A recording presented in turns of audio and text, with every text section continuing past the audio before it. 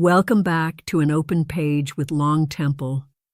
If you joined me for the first 2 episodes, you've already experienced the epilogue and chapter 1 of Caramel and Steel, a platinum chocolate romance. Thank you for continuing this journey with me. Caramel and Steel introduces readers to Marlie and the unforgettable women of the Ebony M elite. 4 women whose friendship, humor, and determination shape the heart of this story. Tonight, we continue the journey with Chapter 2. Settle in, turn the page with me, and enjoy the next chapter of Caramel and Steel. Chapter 2. Teeth, Texts, and Tiny Victories. The night before had ended with a smile, the first genuine one Marlie Bennett had worn for herself in years. By morning, that same smile had turned into nervous energy that hummed through her apartment like quiet electricity. Alive, insistent, impossible to ignore. Sunlight spilled across her bed, gilding the soft mound of discarded clothes, blouses, skirts, and heels that had been perfect until they weren't. Marlie stood before the mirror again, half amused, half undone. Another version of herself forming with every outfit change. Fabric whispered as she slipped into a sleek white blouse, the satin cool against her skin. The blush-colored midi skirt followed, graceful, soft, unassuming yet elegant, the kind of piece that moved when she moved. Her ash-brown locks cascaded in loose waves around her face, each curl coaxed patiently into place. The faint scent of her vanilla and musk perfume drifted through the air, mingling with Anita Baker's voice, low, honeyed, and promising from the speakers across the room. "This is it," she told her reflection, her berry-colored lips curving into a smile that carried both resolve and wonder. Her phone buzzed. One short vibration. He's here.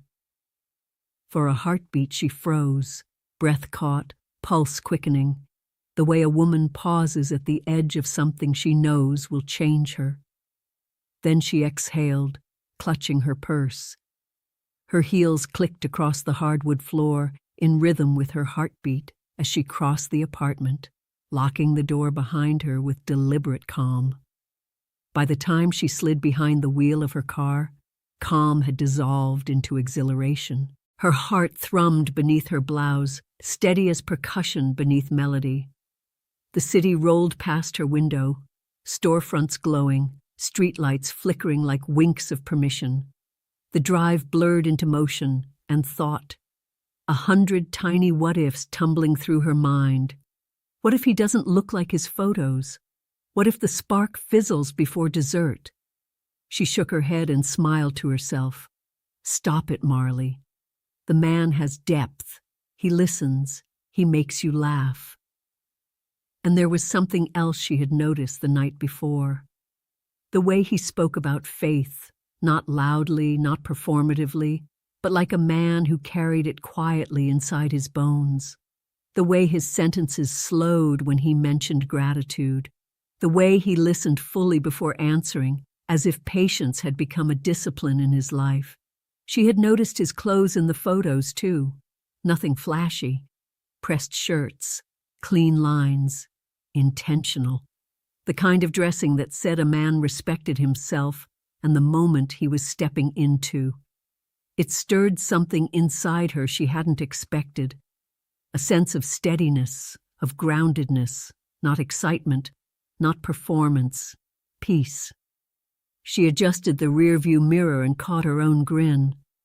And he has good teeth, she added with a soft laugh, watching the golden streetlights streak across her windshield. Still, a small voice whispered beneath her calm, what if this is another version of invisible? What if he looks but doesn't see? She silenced it with a breath. Tonight wasn't about fear, it was about freedom.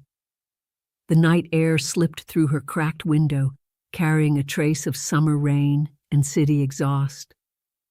Traffic pulsed around her, the city alive with stories she had never stopped long enough to hear. She replayed his voice from the night before, calm, deep, measured, a rhythm she could almost sway to. Freedom, she reminded herself, easing through the next green light. When she pulled into the ice cream shop's parking lot, the glow of anticipation faltered. The neon open sign hung dark. The shop was closed.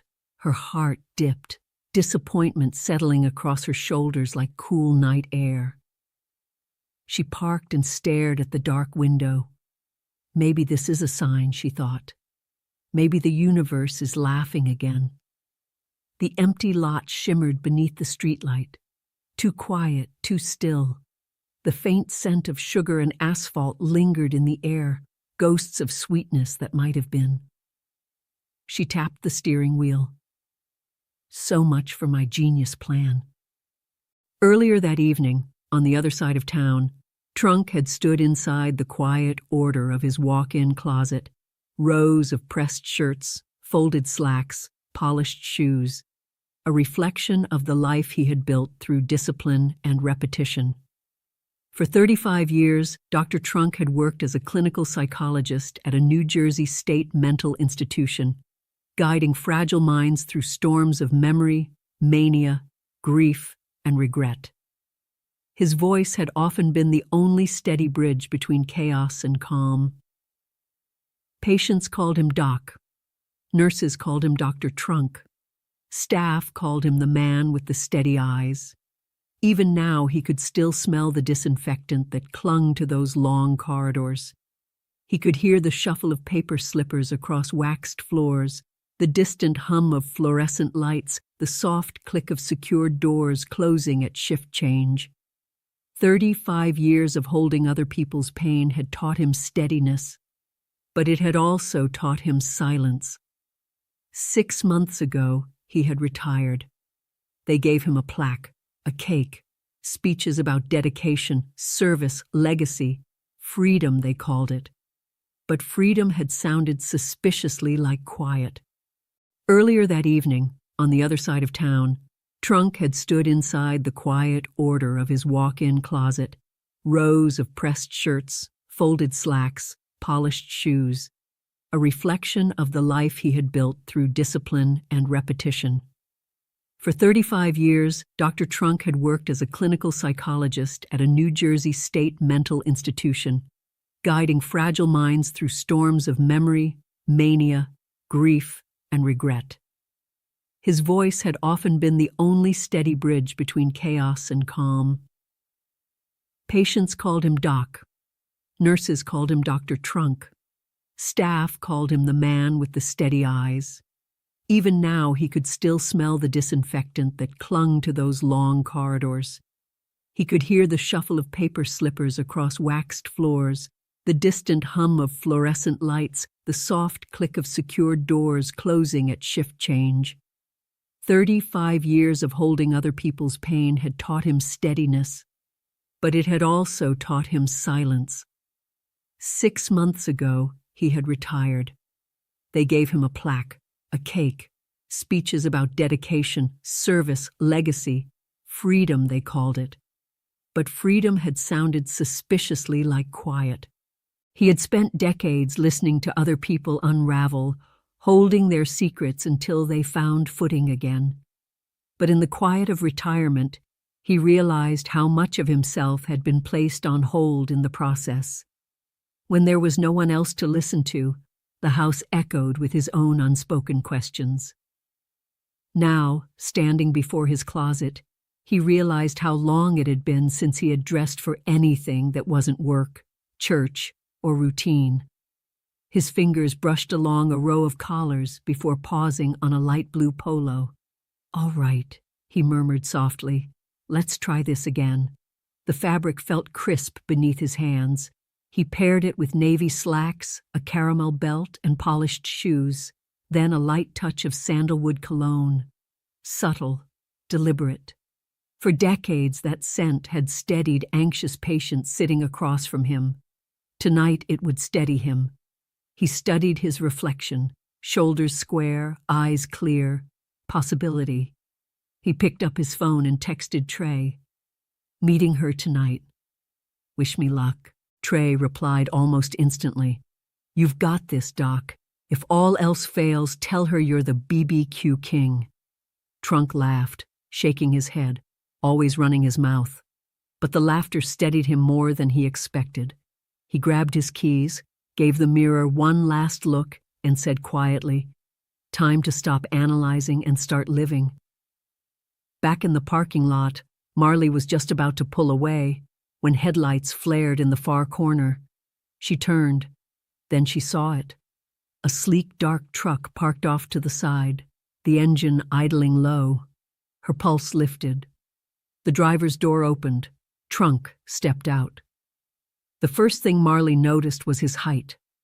Tall, commanding without trying. His broad shoulders filled out the light blue polo in a way that felt natural, not performative. Under the amber streetlight, his mahogany skin gleamed warm and smooth. The silver-gray beard she had admired in his photos framed a face that carried both wisdom and ease. Wow, she breathed. He turned, his eyes finding hers across the parking lot. For one charged heartbeat, neither of them moved. Then his mouth curved into that slow, deliberate grin that had caught her attention the night before. As he walked toward her, steady, grounded, patient, Marlie felt something inside her settle. He was everything she had imagined, and something more.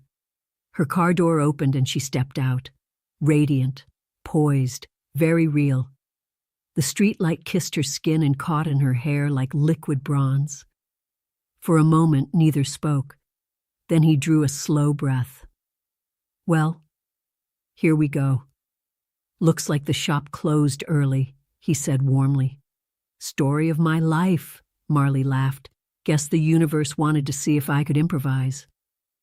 I like that, he said. Improvisation. That's how jazz was born. You listen to jazz? Every day of my life, she smiled. Coffee shops still open down the street. Coffee works. As they walked toward his truck, their shoulders brushed once, just enough to spark a quiet awareness. The rhythm between them felt improvised, like the first notes of a song neither had played before. And the night breathed around them, full of possibility. That concludes Episode 3, Chapter 2. We'll continue together on the next open page. If this reading resonated with you, I'd love to hear your thoughts. Feel free to leave a comment, share what stayed with you, or simply let me know you were here. We'll continue together on the next open page with Chapter 3, The Encounter, on the next episode of An Open Page with LongTemple. On another note, the Platinum Chocolate Universe was created for readers who understand that love is layered, that joy can coexist with history, that healing is both sensual and spiritual. If you are ready for more depth, more heat, more restoration, more truth, step inside. Your next story is waiting. LongTemple, creator of the Platinum Chocolate Universe. Visit platinumchocolateromance.com.